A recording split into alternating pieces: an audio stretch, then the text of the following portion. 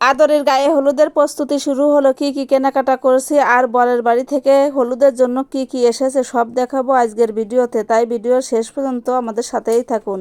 আসসালামু আলাইকুম বন্ধুরা, সবাই কেমন আছেন? আশা করি সবাই ভালো আছেন। আলহামদুলিল্লাহ আমরাও অনেক অনেক ভালো আছি। তো এই যে বাড়িতে যাওয়ার আগে আগেই আমি আমার ছেলে মেয়ের জন্য হলুদের সব কিছু কেনাকাটা করলাম, আর তার পাশাপাশি আরও কিছু জিনিসপত্র কিনেছি। তো এখানে সামিয়ার জন্য শাড়ি কিনেছি, তারপর হচ্ছে ছেলের জন্য জুতা, গেঞ্জি সবকিছু কিনেছি। আমার ছোট মেয়ে অনেক দিন থেকেই বলে যে আম্মু আদরিয়াপুর বিয়ে হলে আমাকে হলুদ শাড়ি কিনে দিবা, সবাই মিলে আমরা হলুদ শাড়ি পরবো। তো বড় মেয়ের বিয়ে হয়ে গেছে, ওরও হলুদের শাড়ি আছে। আর হচ্ছে আমার ছেলের জন্য এই যে হলুদ গেঞ্জি নিয়ে আসলাম, একেবারে মানে কাঁচা হলুদ নিয়ে আসিনি, একটু কাঠালি কালার হলুদ নিয়ে আসি।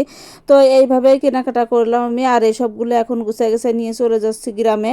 তো গ্রামে যে দেখবো ওরা কী কী কেনাকাটা করলো, বরের বাড়ি থেকে কী কী জিনিসপত্র দিল, সব কিছুই কিন্তু আপনাদের সাথে শেয়ার করব। আপনারা অবশ্যই ভিডিও শেষ পর্যন্ত দেখবেন, তাহলে সব কিছুই দেখতে পাবেন। আর এ বিয়ের জিনিসপত্র কেনাকাটা করতে এবং দেখতে কার না ভালো লাগে বলেন? তো আমাদের গ্রামে একটা নিয়ম আছে যে গায়ে হলুদের যে পয়মানা বলে, মানে যে গায়ে হলুদের ছেলের জন্য যা লাগে আর মেয়ের জন্য যা লাগে, ছেলেওয়ালারা মেয়েদের জন্য পাঠায় আর মেয়েওয়ালারা ছেলের জন্য পাঠায়।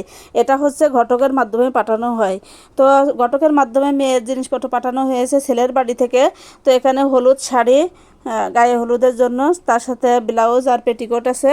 আর ওখানে আর একটা শাড়ি আছে, মানে দুইটা শাড়ি দেওয়া হয়েছে হলুদের জন্য। আর সাথে এমনি একটা শাড়ি দেওয়া হয়েছে নানি কিংবা দাদির জন্য, যেহেতু ওর দাদি বেছে নেই, নানির জন্য দিয়েছে।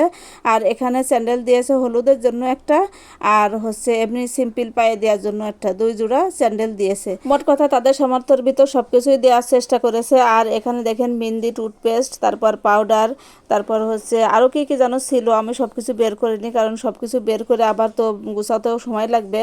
আর এটা কিন্তু বিকালে দিয়ে পাঠাইছে, আমি সন্ধ্যার পরে বাড়িতে আইছি। আর এখানে দেখেন তোয়ালে আর গামছা 2 পিস, আর এখানে দিয়ে পাঠাইছে গায়ে হলুদের শাড়ির সাথে যে ফুলগুলো পরে সেই ফুলের একটা সেট, আর একটা সেট দিয়েছে ওর নানিরা। আর এখানে দিয়েছে মানে খোপা করে, তারপরে ফুল, তারপর হচ্ছে হাতে বাঁধে ফুল, জায়নামাজের পাটি, এইগুলোই। তো অনেক কিছুই দিয়েছে। আর দেখেন আমাকে আদরি দেখাচ্ছে, বলছে কাকি দেখো এইগুলো সব আমাকে দিছে, আমি কয়টা একদিনে পরবো। এটা দিছে ওর নানিরা, আর আরেকটা দিছে যে ছেলেওয়ালারা, আর ও একটা কিনেছে। তো মোট মিলে অনেকগুলো হয়ে গেছে, 3-4টা।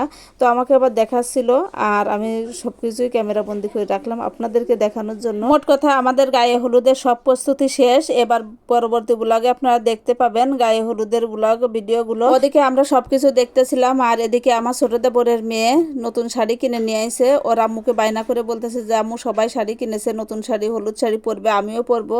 তো ওর আম্মু এনে দিছে। আমি বললাম কালকে সুন্দর করে সেজে গুজে এই হলুদ শাড়িটা পরে তুমিও আদরের সাথে বসবা। তো আজকের ভিডিওটি দেখে আপনাদের কাছে কেমন লাগলো, আমাদের নতুন বইয়ের জন্য যে জিনিস পাঠানো হলো সেগুলো কেমন লাগলো, আমাদের কেনাকাটা কেমন লাগলো, সবাই কমেন্টসে জানাবেন।